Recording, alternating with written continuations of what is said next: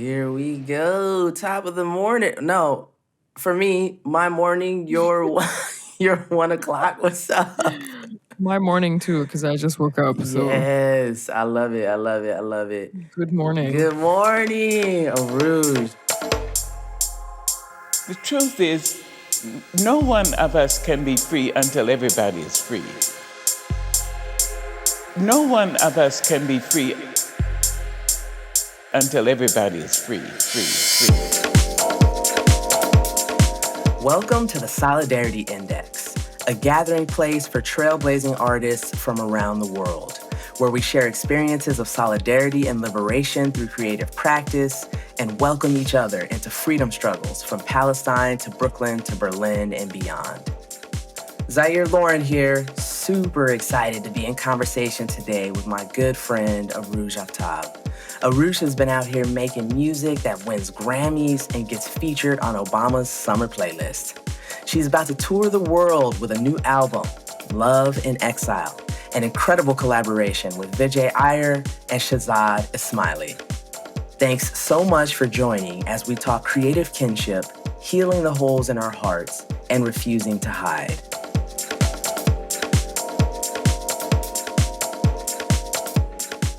Man, I'm like too hype. I'm looking forward to this forever. This is a good excuse to just harass you and be all in your business. So thank you. Yeah, I had no idea that it was this legit. Yeah. I was like, what do you want to do? You want to have a conversation? You want to call me? Yeah.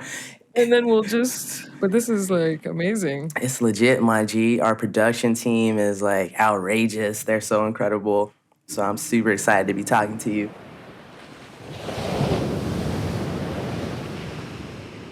My name is Zaire. I am the host of the Solidarity Index.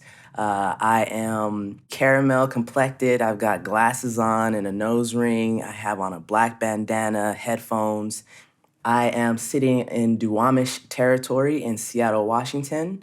My pronouns are they, them, and I'm super excited to be here with you, Arouge. Wow. That's amazing. That was tight, right? Nice. Okay, let me try to do even a little bit of that. My name is Arouge Aftab. I am sitting in my brownstone apartment in New York. I am a singer and a composer from Pakistan, but found a home in New York. I am a light-skinned brown person. My pronouns are she, her, and I'm just sitting here speaking into a microphone, looking at my homie Zaire. Yeah. After a really long time. It's been a while. Let's go.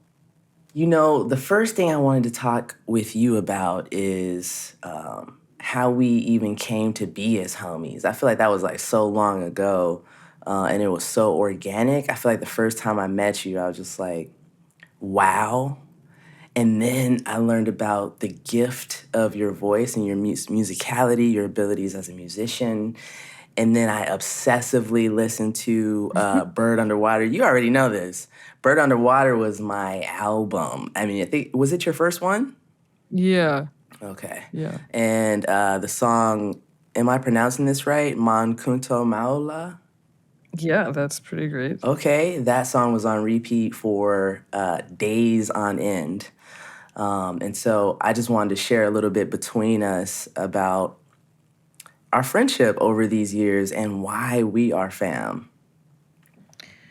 Yeah, I was thinking about that too. We met at the Word Rock Sword, like after Pang. Mm-hmm. Or is that what that was? What we were doing So. at that place? Yeah. Yeah, I think so. Yeah, I remember seeing you and just being like, this person like has great style and like is just kind of sitting there like in this very particular way. I was like, I think I need to be friends with that person. Yeah. So we just started talking and you started listening to my music, which I was really surprised by, and you really liked it, and we became friends. But I remember you were so grateful for the music in a very like graceful way. Yeah, man. I'll never forget that. Just hearing your music and hearing your voice for the first time.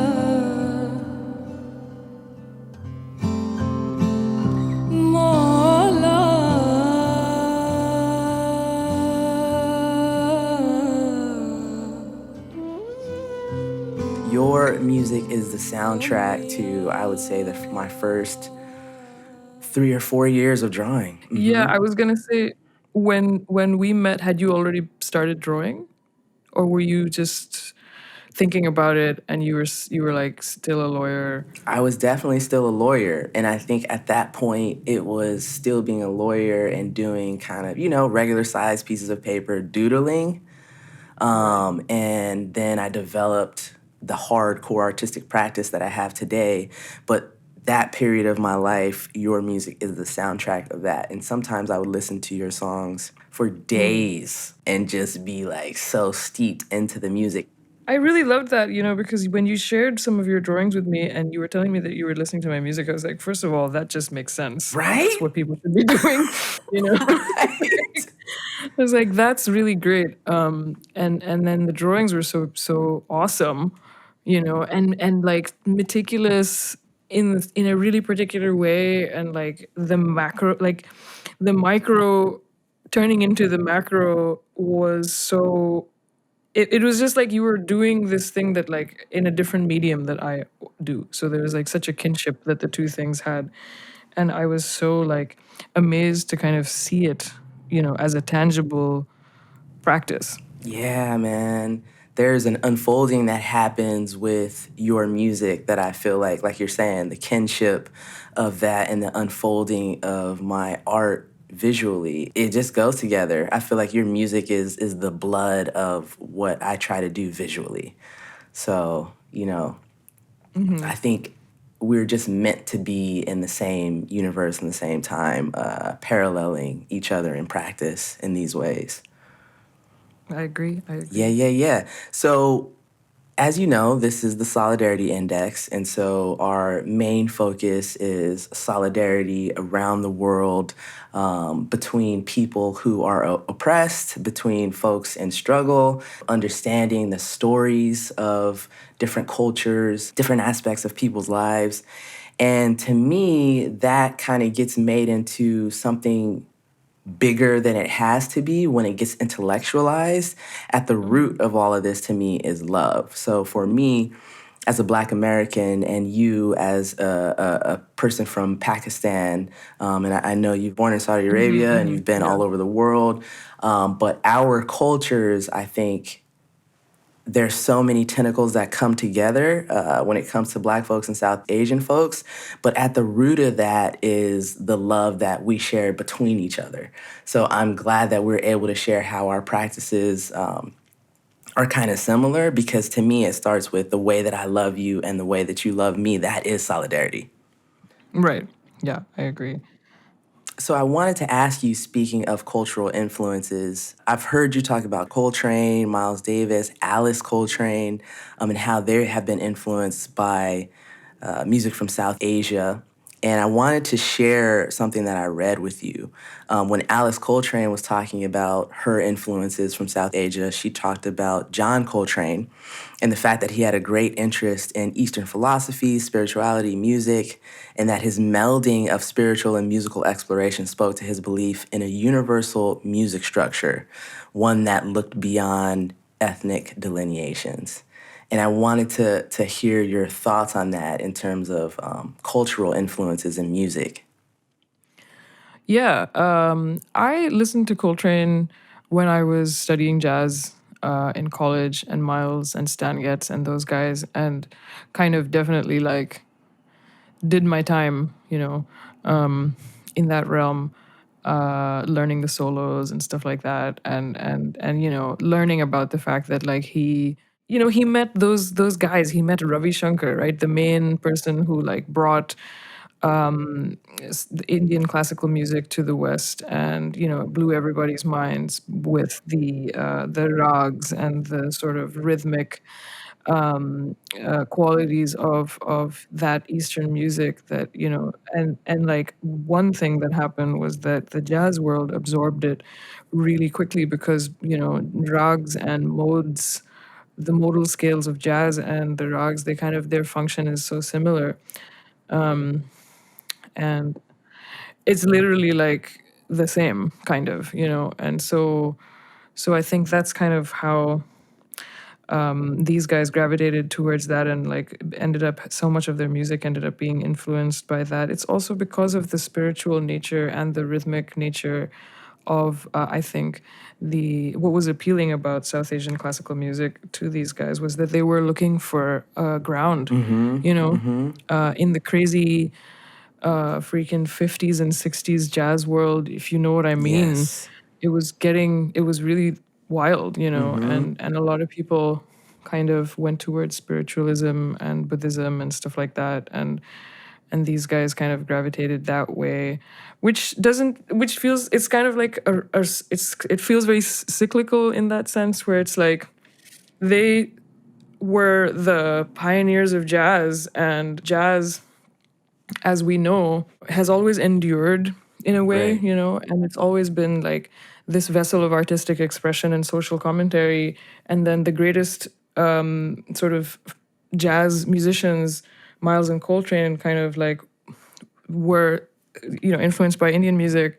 And then here we are kind of, as a brown person, as a South Asian person, then going and studying jazz. And then it's kind of, you know what I mean? Like, Yes. it's kind of like a circle in a way. Beautiful. And so what struck me about Coltrane is this idea of a universal music structure. And you spoke to this, the rags and jazz being kind of like the same in the same family. And to me, I'm like, if you translate culture and music to the similar humanity of folks across the globe, I feel like you can use music to make an argument for universal solidarity. Yeah, I think so. I think music definitely is one of those things that is a gift to the world, a very underrated gift. That it's very healing, if anything. I don't know that it like bridges borders and ends wars, because we have like so much nonsense going on, and we have so many musicians who just feel like because they're musicians they get to be apolitical, and they're just like, oh no, we just play our little tunes, it's Just a little like, tune. and it's like, what the man? For example, when I recently won a Grammy, suddenly, Go ahead. suddenly it wasn't just like, I won a Grammy. It was like Pakistan won a Grammy, Like Yes. I suddenly became the representative of this whole entire nation, and that was just like, whoa, Right. I didn't ask for that. Right. It was like really Yeah. intense. Everybody was like hyper claiming me as the first Pakistani person to win a Grammy. It's so intense in a way that music can be this, like, at its best, I think, outside of all the political pressure that we put onto music and musicians, I think it's just all false in a way. But it's also because I'm like old and bored and tired, It's also because I'm not in my 20s as the crazy lunatic activist I was. I'm like done with Earth and its politics, But I really just think that, like, at its best, music has a very healing power in today's climate. I mean, it has definitely fueled protests and has lended itself to many a revolution. But at its best, it's not really doing anything, is what my current opinion is, except for just being a nice healing power.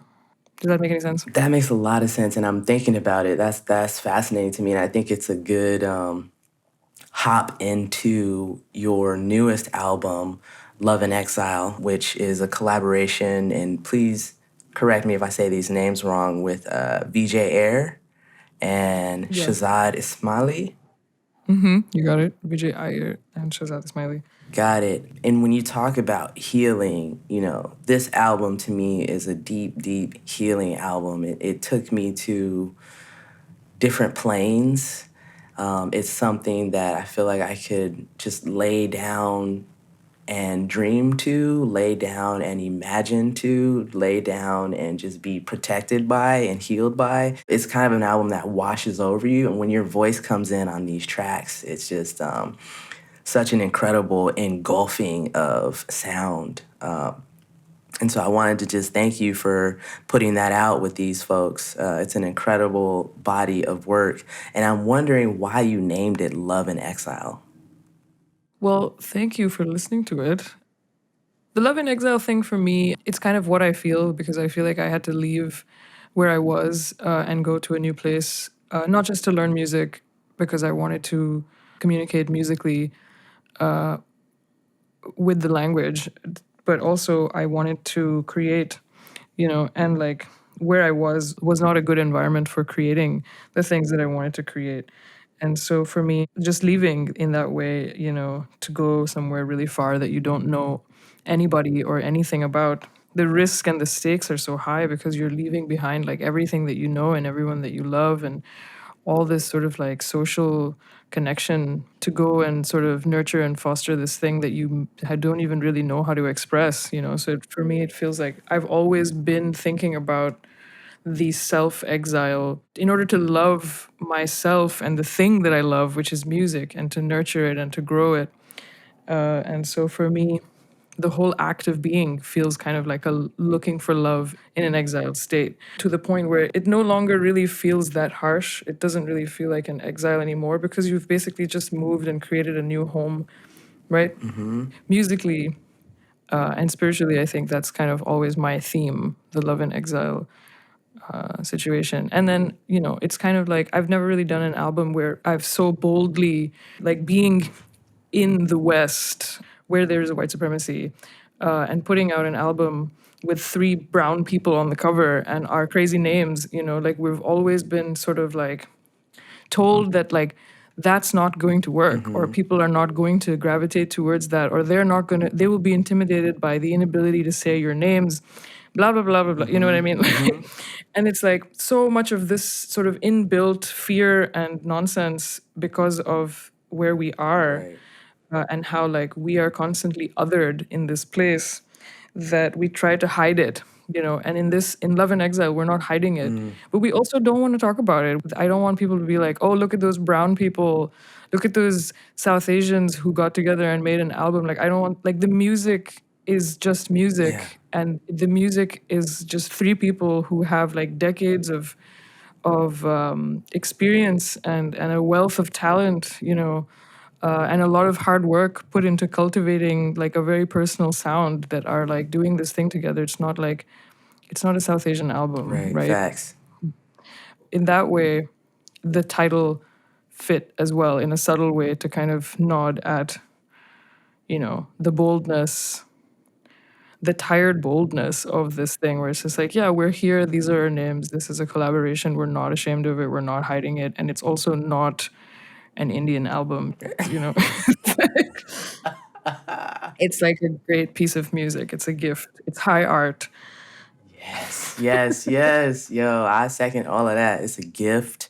It is high art.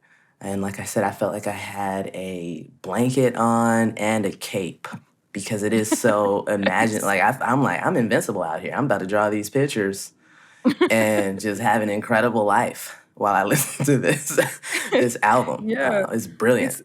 It's so dramatic. Yeah. It's so like main character. Yeah. It's like you put that on and you go walk to get a coffee and you feel crazy. Yeah. You feel like everything is transformed when you're listening to this album. yeah. Everything. So I so appreciate that. And you mentioned that what kind of ushered you all into creation of this album was a feeling.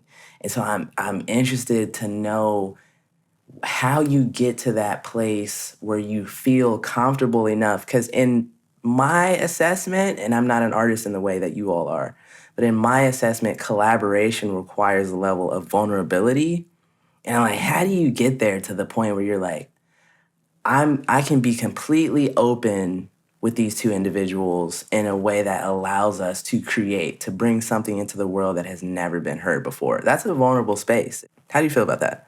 Yeah, I think it's really rare to connect with people who make you feel comfortable. It is actually a lifelong search for the right people, the right collaborators. It's really really difficult to find like-minded people who are willing to give you space to shine, actually contribute to your shine, people who also know how to listen, people who are also able to take up space and kind of, like the whole dance really evolved and emotionally aware, and highly skilled, highly knowledgeable kind of person to see the other person, and then for us to do the dance and to do it so that in a way that like everybody's elevated at the end, you know what I mean? The idea that we're all going up together kind of thing, that sense of oneness. It's not just even that we're all going up together, it's like we're all just one thing. It's really hard to do that. And I don't know, when we played together for the first time, we just were shocked. Like there was such a deep listening going on, and there was also there was such a sense of confidence, because sometimes you can get really in your head and be like, oh no, I don't know, I don't know if I should come in here, I don't know if he's done, I don't know if somebody else wants to take the solo, what should I do? Oh, I don't know if they know that we should go where I'm taking them. Like you can get really crazy when the energy is making you feel that way also. And when the energy is kind of all good, it's all love, then you're doing whatever you want and everybody's going wherever and we're all going together and it's great. And that's what happened in that show. And we were like, whoa, we need to do this again. Dope, dope. I love this idea that deep listening creates an elevated energy that everyone kind of just moves with so that you don't have to say anything. Yeah, exactly. And people who don't witness that, I just feel like that should be the thing we're all looking for. That's the key, really. The other things are not the keys, Right. you know? Right, right. Powerful. I'm thinking about my practice as well in terms of the elevation of all of the parts and it being seen as one. In every piece, there are different segments, different sections that may look differently, but in my meditation, I try to draw things where people get a sense of feeling in all these different parts, but in the end, it is one piece, and there's an emotional context. There's a energetic elevation to the piece as a whole that is created by all of these beautiful parts that are in synchronicity with each other. And so I Yeah. love that what you said. It's like what you did too, where you were like, I want to keep building this. I mean, first you were sort of doing it and you had your job, and then you were like, I want to do this and not my job. Right? Facts. and then you were like, I need to go somewhere else to do this then if that's what I want to do. Like I can't do this here.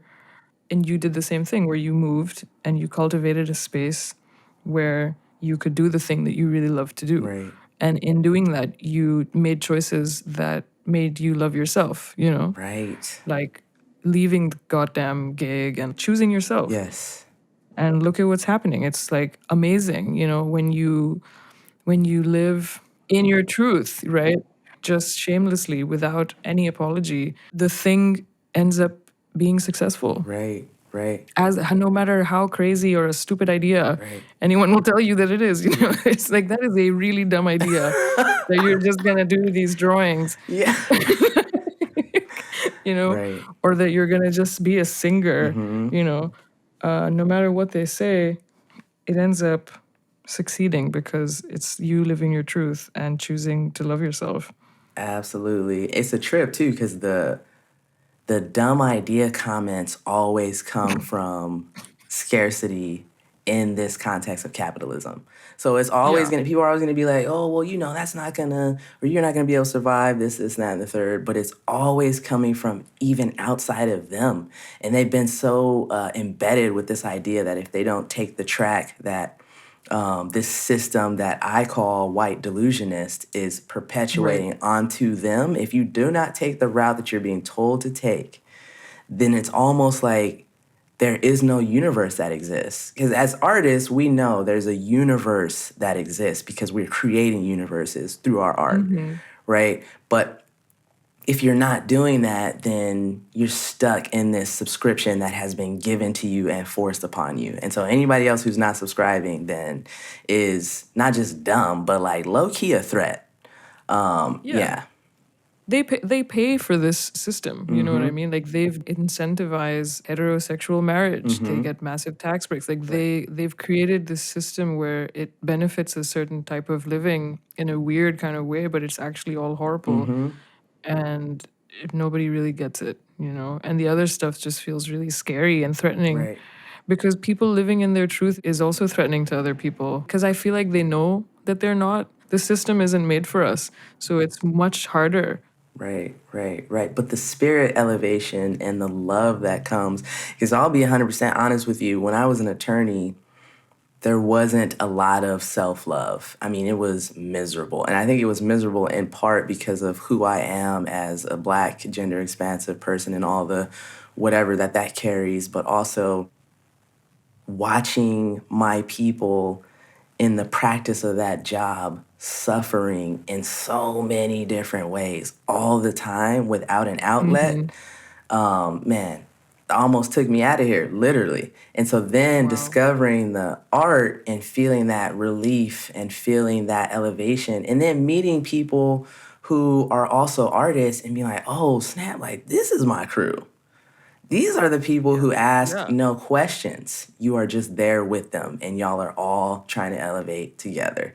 It's not like, oh, well, you know, even how do you identify, or what is this? What is that? What are your beliefs around it? You are all trying to elevate together, and you have the understanding that creation is the way to self-love. At least for me, that was the truth. Continuing to create was the way that I actually learned to love myself and to develop an identity that was outside of this kind of capitalist construct. Yeah, that's the thing that I like completely understand. And that's why our work shares such a kinship, because I never was writing songs for them to be on the radio or to win any Grammy. I was writing them as a form of self-help, like self-soothing, you know, because I wanted to hear, like, that's the thing that I would want to hear so that I could heal whatever it is, the holes in my heart, you know. And then for so many years, it was like, what are you making this really sort of like quiet, gentle, like weird sort of slow I love music hearing you talk about it like this. Why are you making this weird? Like, yo, you're hilarious. that no one's listening to, Yeah. and you can't jig your foot to this. Like, what is this thing that you're doing that's taking you? Like, it's like, you know, you're just sitting there, you're kind of taking so long to make this thing that has so many little moving parts. It's like, what are you doing? Right. And no one's really listening to this. Right. And I've always just been like, yeah, so what? Right. It's for me.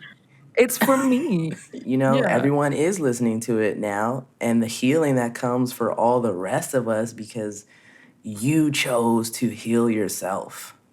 Exactly. Yeah, it's deep, man. And I think that's the beauty of it, because I always tell people whether they liked my art or not, I'm still finna be doing it. So Yeah, like exactly. And when you're doing it, and you know, like when we look at it, like in this sort of, even like now that it's all this large, it's like super large scale, and there's something really peaceful about it as well. And more and more people are looking at it, and I just want to see it everywhere. I want to see it like tiled in subways and stuff. that's a dream of mine. You know, it's just healing. You know, like even Obama was listening to Mohabbat and probably was like, Obama. I'm sad. Obama? Yo, you were on President Barack Obama's summer playlist, my G. You think he listens to the songs? Yes. He does. What? Of course he does. Absolutely. Yeah. He absolutely. Yeah. He's a music guy, you know? I want to let you know personally how proud I am of you, dude, because you are someone who has accomplished all these wild, incredible things. But to me, the most incredible thing is the way you carry your humanity. And I'm just so proud to be your friend, because you done won Grammys, you done won a Grammy, you done all this stuff. the ability to maintain humanity through the rise is something that I really admire. And I just love you as a person. And I gotta say, when I asked you to perform at my first artistic show in Brooklyn and you said yes, that was one of the greatest days of my life because your voice is so aligned with the art as we've already talked about. But knowing that you would be there in person, like that was so special to me, man. I'm just so grateful for you and the fact that you said yes and you came through with the most beautiful music I'd ever heard. I'm always gonna be a fan. I mean, that's the type of thing you get to be a part of something like that after a lot of trust and friendship and community building, where you're not just being invited to perform for an audience, but it's actually really like a real thing. My friendship with you is what, and your trust in me is what allowed you to invite me into that beautiful, unbelievable space. Word. Yeah, it was like a huge family reunion, and you were the cousin that came through and blew us all away with with your voice, along with the other brilliant performers that we had that night.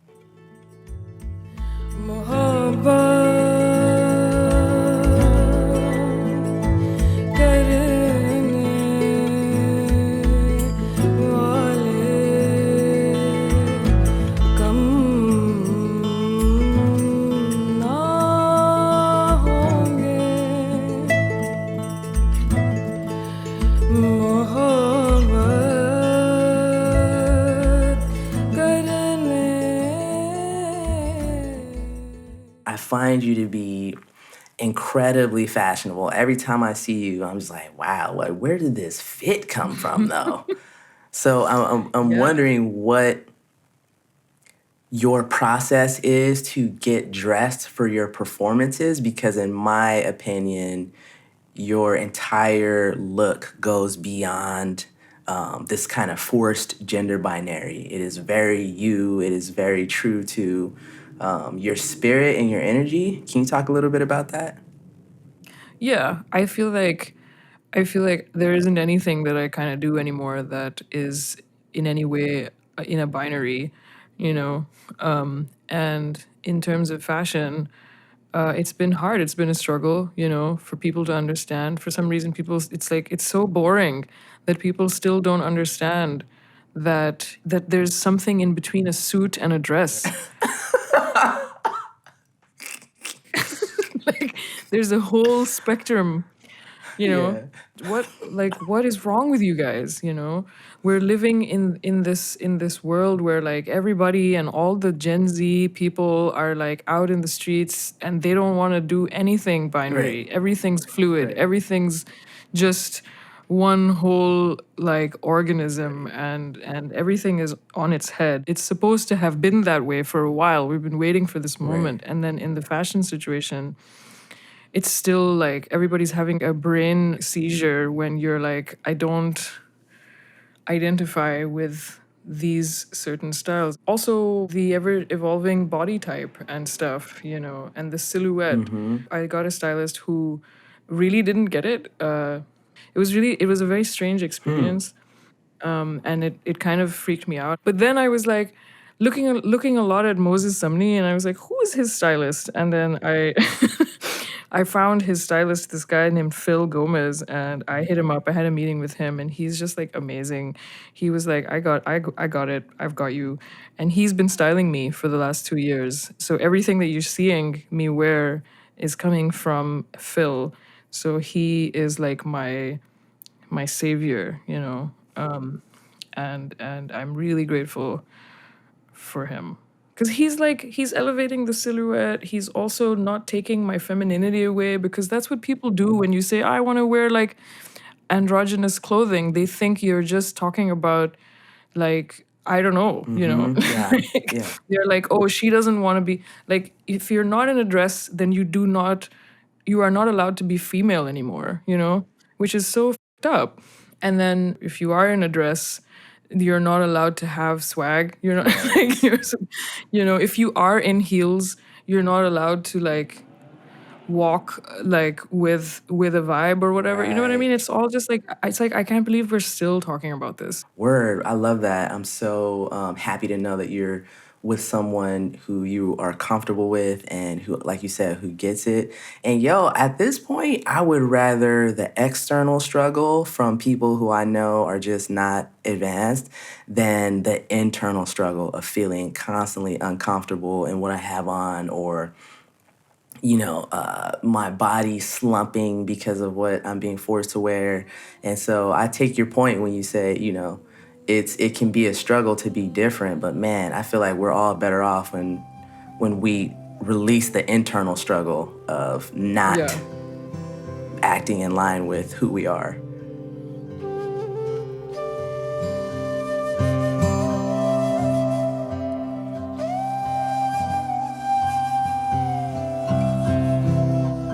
आफला कैसे लाई जाती है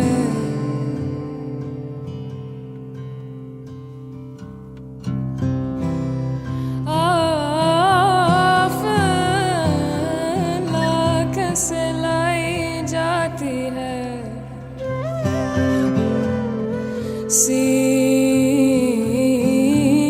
सीनों में छुपाई जाती है तौहीद की मैं सागर से नहीं आँखों से पिलाई जाती है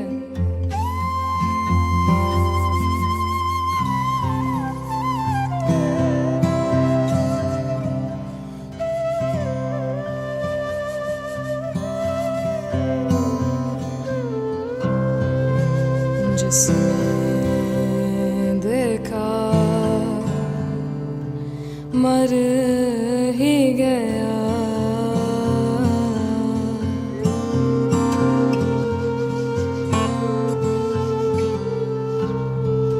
जिसने देखा मौला देखा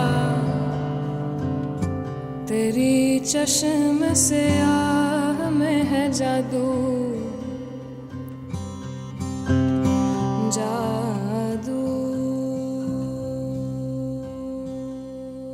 I just want to just thank you, dude. I know we're homies, but being homies doesn't mean, someone has the time or wants to carve the time out of their schedule.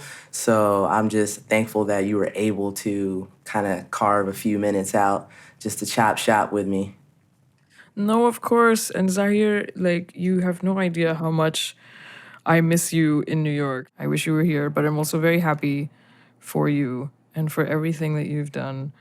And hopefully I'll see you soon in person. But also, yeah, thank you for having me. Yeah. Thanks for thinking of me for this. This was great. Yeah, word. Thank you, boss. I miss you too a ton, man. There's a kindred spirit in us both that I think just needs to be together more, period. Yeah. So I love you, and I always will. So I just, soon come. We'll figure it out. The truth is, no one of us can be free until everybody's free. No one of us can be free until everybody's free.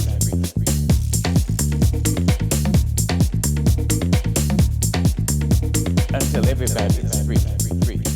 Thank you, Arouge, for sharing your healing with the world. The way you share your gift has blessed everyone from artists like me to the Obamas. Let's keep lifting everyone up together. Y'all check the lineup at ArougeAftab.com. If Arouge comes to your city, don't miss this chance to immerse in the music live. It is high art. It's a gift to the world. Reminder to check out our show notes for links and information on the people and topics we touched on in this episode. Thank you for listening to the Solidarity Index.